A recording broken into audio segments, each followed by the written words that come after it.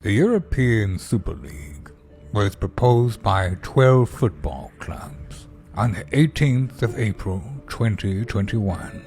The plans were for 15 teams to take part permanently in the league. They could not be relegated. A further 5 teams from the leagues could qualify each year. Like any good, fair competition, it was invite only and refereed by the clubs themselves? It's quite simple, really.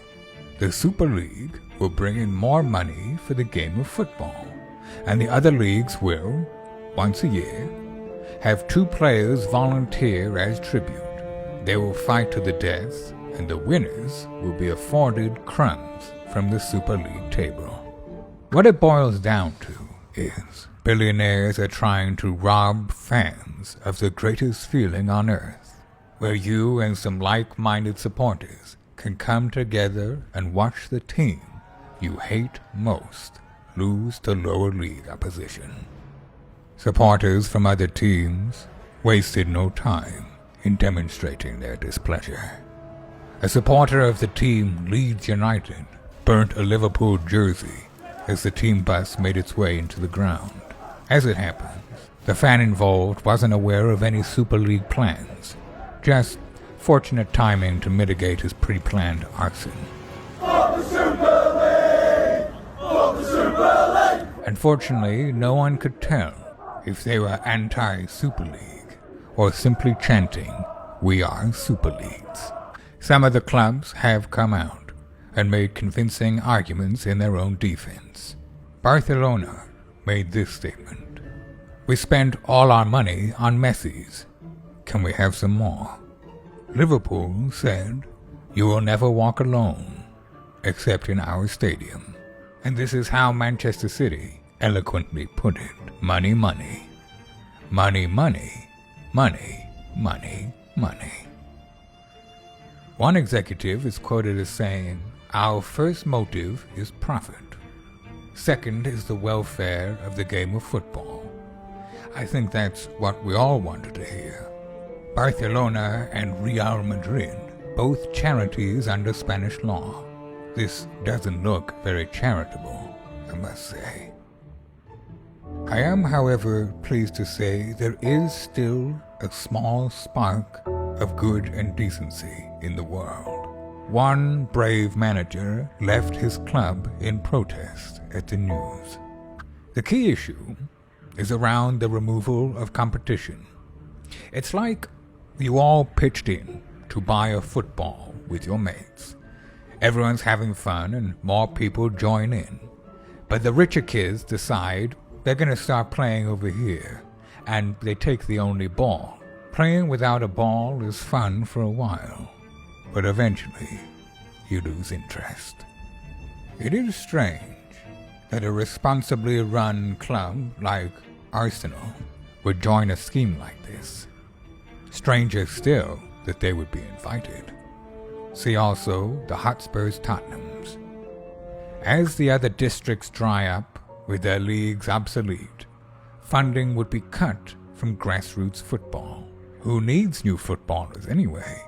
In 40 years, we'd all still pay good money to see a geriatric Messi skinning a deceased Zlatan Ibrahimovic. But first, let's take a moment of solitude for Sky Sports and BT Sport, the broadcasters of the people, who, if this goes ahead, will no longer be able to charge £15 for a pay-per-view game in the middle of a global pandemic. Gary's, Neville and Lineker, fierce critics of the proposed plans, will continue to rail against the move, words that come directly through their earpiece from the Sky and BT executives. But it's not all doom and gloom. Thankfully, there is still hope, because the powers that be have started to stand up to the money grabbers. UEFA planned to ban any participants from the ESL from the Champions League. Serie G said they would have serious reservations of allowing any players that participate in the ESL to be allowed to play in the 7th tier of Italian football. FIFA has said they would no longer have players from the Superleague on its cover. Though it would include the players in the game, their pace ratings across the board would be downgraded to 3 because of all the money weighing them down. EA Sports are also banning players from the World Cup. That could mean that the best player in the world, Cristiano Ronaldo, might be missing from Qatar. Who knows which players will be at the next World Cup? When I think of John from Down on a Sunday lining up in a World Cup final, it always makes me laugh.